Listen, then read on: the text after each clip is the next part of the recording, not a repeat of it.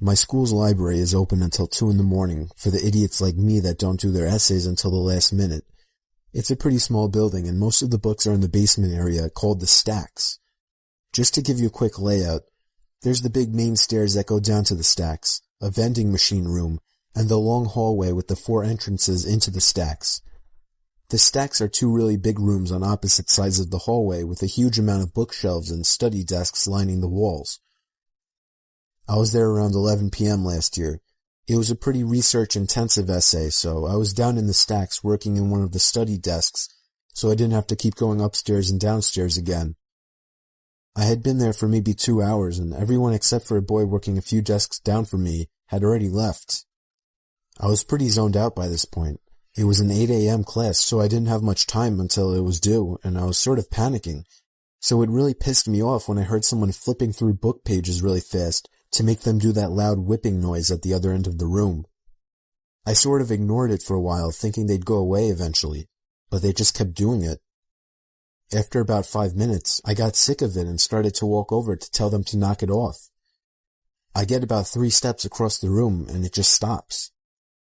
I sat back down and it was quiet again, only for like 10 minutes before the flipping pages noise started again, only loads louder, like they'd grabbed a huge book that time. The boy started to get pissed off too, and he stood up and started walking around through the bookshelves trying to find them. It kept going, so I got up too and started looking around with him. It got really loud and it was pretty obvious where it was coming from by that point, so we started walking towards it. He was on one side of the shelves and I was on the other. We walked all the way down the shelves. No one there. We hadn't seen anyone come in the stacks and we were on the side of the room with the entrances. No way could anyone have come in without us seeing them. The noise stopped again and we both sort of just slowly walked back to our seats. I assumed it was just a fan or something in the other room, and I really needed to get my essay done. We sat down, and immediately the noises started again. It sounded like it was coming from right next to the guy's chair. He shoved his stuff in his bag, looked at me, said, "Fuck this," and took off. I was out of there maybe 5 seconds behind him. I still won't go back in the stacks at night, even when there's other people down there.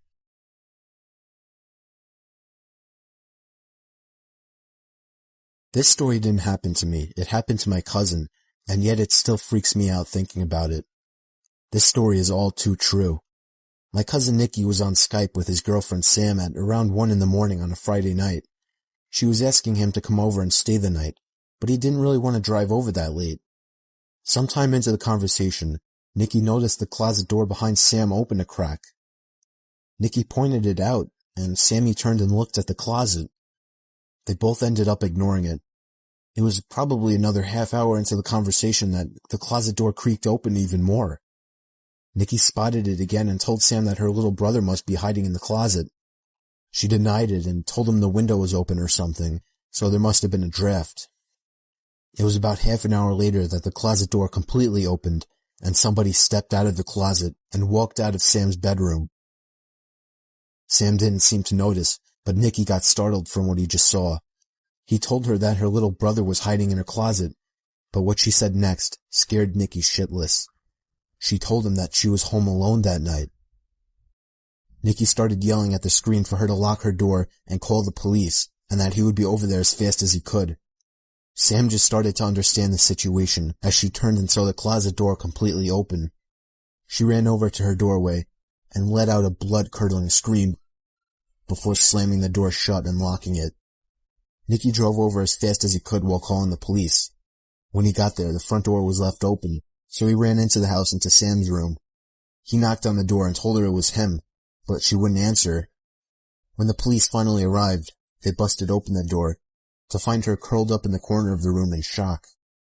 She later told the police that she had seen somebody standing face to face with her at the doorway before shutting the door. This happened when I still had my fishing boat. It was a horrifying experience that will never leave us. Me and my wife departed from the East Coast for our 2-day fishing trip in the North Atlantic. The first day and night were normal. We got a decent catch. At night we played cards while listening to music. It was enjoyable up until the next night. After a slow day at sea, we were playing cards again inside. this night without the music. It was at that moment that we heard the sound of a boat motor. We rushed outside to see a man piloting a crappy old motorboat with absolutely no lights on. He had stopped directly in front of our bow. The man was middle-aged. He had a beard and a baseball cap on. I went up closer and asked him if he needed help. He asked us if we had any spare gasoline. I apologized and told him we didn't. I asked the man if he was low on fuel and if he needed a ride back to the shore, but he declined. He claimed he had plenty of gas, which brought an awkward silence as me and my wife wondered why he asked us for gas then. The silence started to creep me and my wife out, mostly because of the way he just blankly stared at me. The only reason I could see was because of the deck light in the front of our boat. Other than that, we were surrounded by darkness. The man finally broke the silence and asked us if we had a good catch that day. I told him we didn't, still trying to be polite, even though the situation was odd and creepy. I asked the man how he was getting around in the darkness, but all he gave me was a chuckle, as if I had made a joke. I figured he misheard me.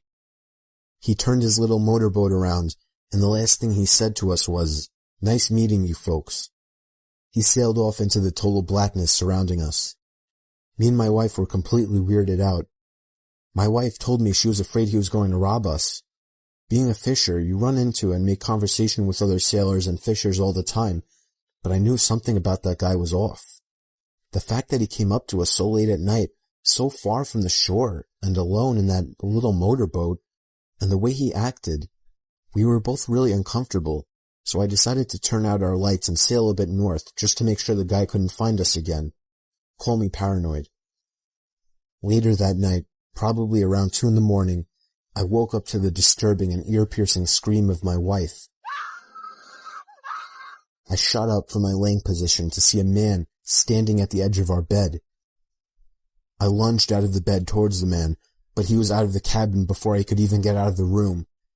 I heard the sound of the same motorboat starting before speeding away into the darkness again. We sailed all the way back to the shore that night and reported the man right away. Of course, nothing was ever heard of the topic again. We still have no idea what the man wanted or what he was planning on doing, but it still gives me nightmares to this day.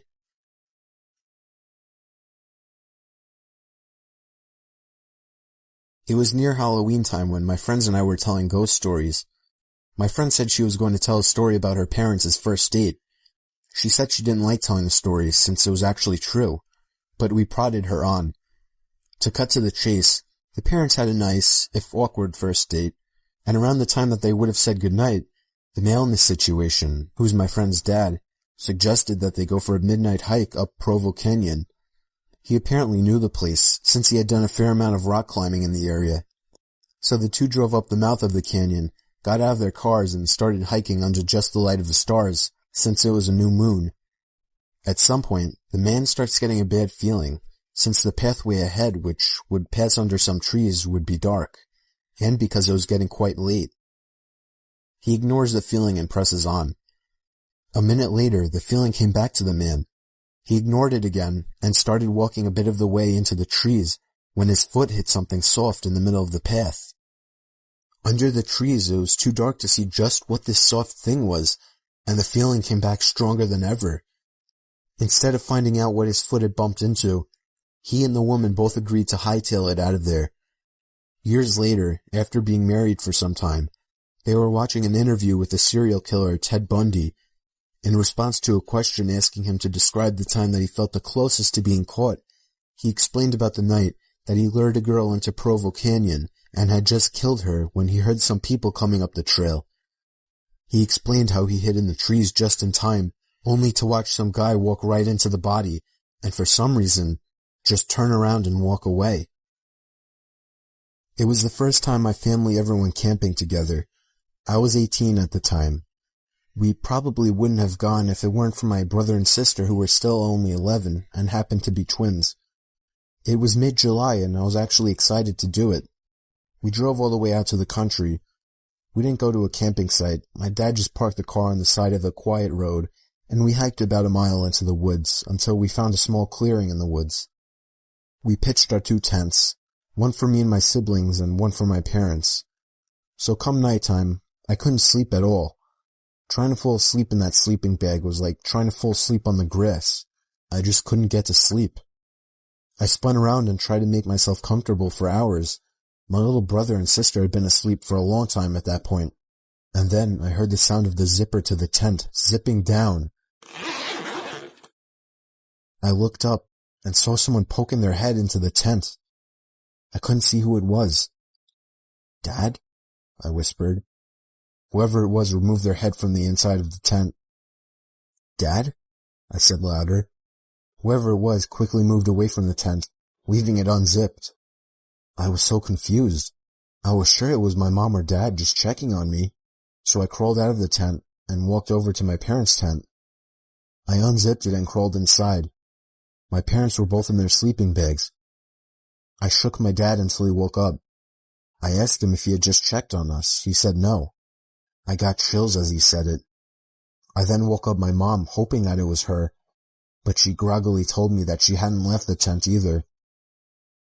I got goosebumps all over as I came to the realization that somebody actually came up to our tent, opened up the zipper, and peered inside. A stranger. For all I know, some sort of psycho. I couldn't even really tell if my parents took me seriously or not, or maybe I just don't remember. But I do remember that I didn't get a minute of sleep that night. The way my bedroom was laid out was that across the room from my bed, there's a small alcove that does not receive any light because of the closet that's slightly in front of it. So the closet blocks the ceiling light and the ambient light from outside when it's dark. I was in 4th year high school and was trying to sleep but couldn't. You know that feeling like someone's staring at you? I was feeling it. I couldn't shake it, and it just felt like whatever was staring at me had such malicious intent in it. I opened my eyes and my gaze was drawn to that dark corner of the room where I saw a hazy, darker outline in it. I got goosebumps, but thought that it was nothing there. I'm just imagining things. I closed my eyes again, trying to force myself to get sleep, but I can't shake that evil feeling stare. Then there was a creak sound, the sound from somebody putting pressure on the floor. I opened my eyes again, and that shadow thing was in the opposite corner now. All my inner senses went ballistic, and I threw my pillow and blanket over my head as I cried myself to sleep, all while hoping that the thing wouldn't come closer. I know I didn't imagine or dream it, and it still sends chills down my spine to this day.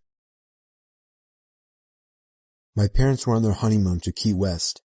When they arrived at the hotel to check in, they were told that the room would be non-smoking. With my dad being a smoker, they requested a different room. They got the room switch and went to their room. As they got off the elevator, the smell of fresh paint was overwhelming. Down the hall there was a painter with all necessary supplies laid out around him as he was painting the wall. As my parents walked past him, they casually greeted him, and the painter had absolutely no acknowledgement of their presence. Whatever. When they got to their room, the smell of paint was even worse in there. So bad it wasn't even bearable, so they decided to go to the front desk to change rooms. When they explained the situation, the attendant looked very confused and informed them that there wasn't a scheduled paint job on that floor for that day, but agreed to change their room anyway. My parents go back to their floor to grab their luggage, and the painter is completely gone. All supplies cleaned up and gone within 10 minutes, and the smell of paint was completely gone. At this point, my parents were freaked out, but didn't think much of it and went to their new room. The next morning on their way to breakfast, they overhear a tour guide talking to a group. My parents tuned in when the guide mentioned the floor that they were originally supposed to stay on. Apparently a long time ago, there was a painter on that floor painting and fell down the elevator shaft to his death. Now my parents don't normally believe in the paranormal, but after an event like this that they had no explanation for, it freaked them out a good bit. I remember this just vaguely, since I was little at the time, maybe 7. In my old house, my room had its own floor. It wasn't even supposed to be a bedroom. It was more of an attachment to the attic, or a closet-type room. The people that owned the house before us used it as a playroom for their daughters. My room also had a huge closet door that was attached to the attic. The closet was elevated up so that you would have to climb a set of wooden stairs to get into it. It had a big sliding door, and it was completely packed with toys and other junk from my childhood. Since I was little at the time, I always got scared of being so separated from the rest of my family and having that huge closet in my room. Then there was this one night. I was laying in bed, afraid after watching a scary movie with my family.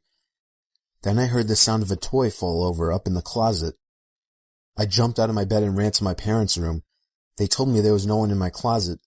They saw how afraid I was, so they let me sleep in their room that night.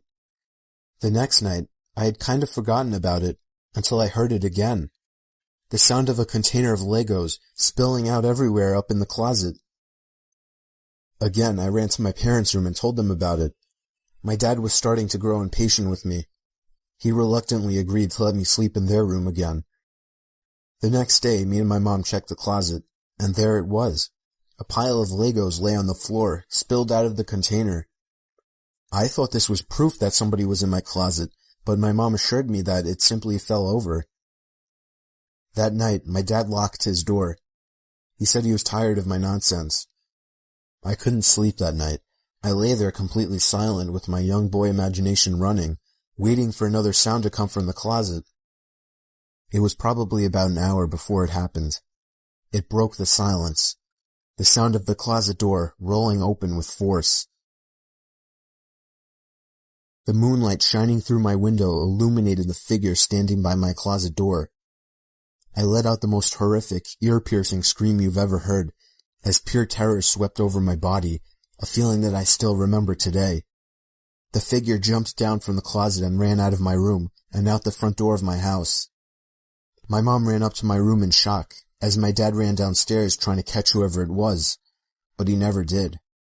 The police never caught the man. It was a dark and stormy night, the kind of stormy that I loved, thunder and lightning roaring, so I was staying up late watching movies. I lived with my dad, but he wasn't home that night. He was working nights. Anyway, after I finished watching the movie Forrest Gump for the 100th time, I decided 2 a.m. was a good time to get some shut-eye. I loved going to sleep during thunderstorms. It was just enjoyable to listen to, but suddenly, I heard the sound of something hitting my window. It wasn't the sound of rain hitting the window, but in such a big storm I didn't think much of it and put my head back down. But a few seconds later, the same noise. Something hits the window again. This time I made the sound out to be a rock hitting the window. My heart started racing. It couldn't be my dad. He would call if something was wrong.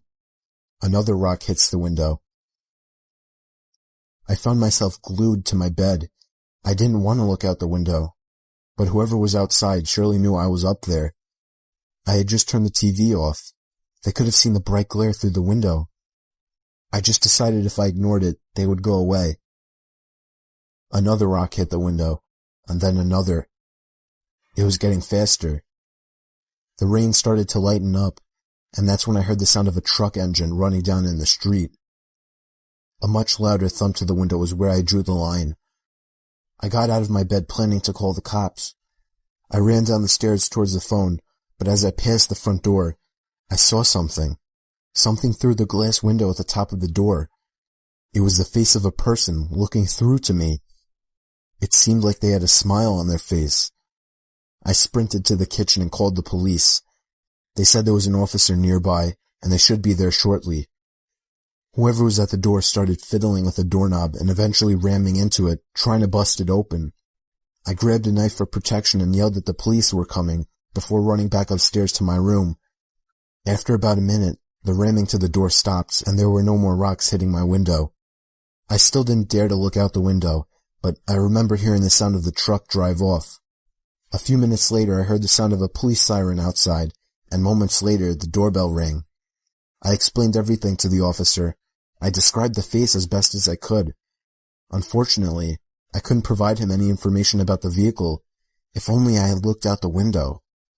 I still regret not taking a quick look. There was never enough info for the police to catch these people. Not sure if they had intention of robbing my house, or much worse. When I was in 8th grade, I went on a school trip that was called the Louisiana Tour. It was mostly going around to significant sites in South Louisiana. One of the places we went to was Myrtle's Plantation, which is considered to be one of the most haunted places in the country. There are all kinds of stories about the place, but at one point we were standing in a room as a part of a larger group, and the tour guide was talking about something. I don't remember what. As I'm standing there, I start to hear what sounds like someone hitting a piano key. After I heard it a couple times, I started to look around for the source of the sound. I didn't see a piano, but I kept hearing it, so I asked my friends who were standing near me if they heard it. They said no. When I heard it again, I said there it is again, they must have heard it. They thought I was crazy. So I went back to looking around the room. Everyone's eyes were on the tour guide except for one woman. She caught my eye and pointed at me, and then at her ear with a questioning look. I realized she was asking if I heard it too, and I nodded. At this point, the tour guide starts telling a story about a soldier who had died there and that he played the piano, and multiple guests had reported hearing him playing in the night. I honestly didn't know what to think. I guess I still don't. I talked to the woman as we were all leaving the room, and she said she heard the exact same thing as me, but her husband and son had not heard it.